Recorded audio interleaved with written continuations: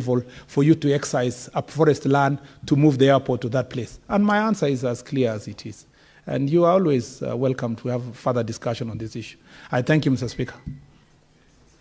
Senator Mbone, I think all those answers are very comprehensive, and you know where to go for more answers. You might attend. So maybe allow me to give other senators maybe to... Yes. Speaker, Mr. Speaker, just to thank the Minister for this. But, Minister, the story of Shukosa, the story of acquisition of public land, I have no idea where it is coming from.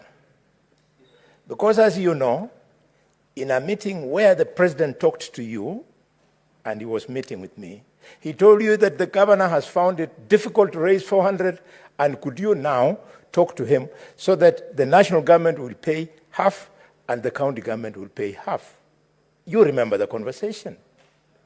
So you should be coming here telling the people of Kakamega that the national government is paying the half and the county government did the other half, and people will start moving away. But if you are choosing to treat it casually the way you are doing, Minister, Senator Mbone, sorry, if I don't ventilate in Parliament for the people of Kakamega, where will I speak from? From my funeral? I know you are talking to Kakamega people now. Yes. But what I'm requesting you to do, the CS has requested Kakamega leadership to have a meeting. Yes, Mr. Speaker. That is where you can converse on yes, these Mr. Speaker, sir, with the respect to the people who vote for us, allow me to tell the minister that the go-round that he wants to give me with the governor, when the people are waiting to be paid, it does not require leaders to meet. We have already been to those people's homes. They have given us their consent. Their properties have been valued.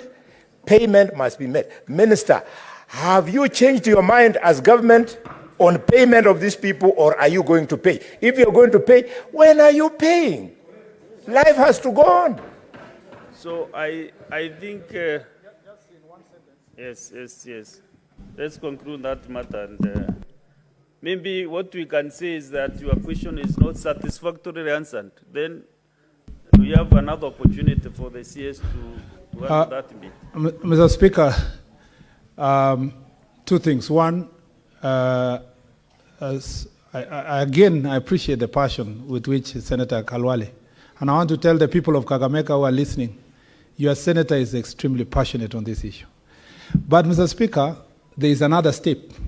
Every financial expenditure requires a budget.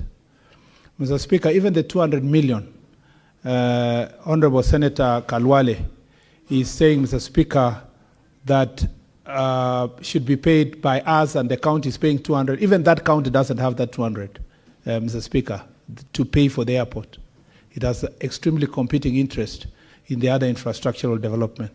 So what we should be doing, Mr. Speaker, is to first put our heads together as leadership to see how best can we deliver this infrastructure, how best can we ensure that the price, the cost of acquiring land is not exaggerated so that then, it becomes expensive to acquire that land.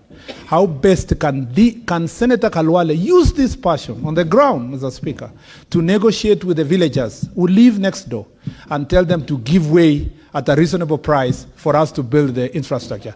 So there is room for us to have a solution. And Mr. Speaker, to remind Senator Kalwale, there is also equally a very high position in this government like myself. And so when he says you have changed my mind, I would retort the question back to Senator Kalwale. Have you changed your mind also as the government on this particular issue? Because me and you are the government. We are the ones who are supposed to work together to solve this problem. And that's why I invited you. We sit down together and solve this issue. I thank you, Mr. Speaker. We conclude that matter about Kakamega. Then Senator Abdu Haji. Thank you, Mr. Speaker, sir. If I want to take this opportunity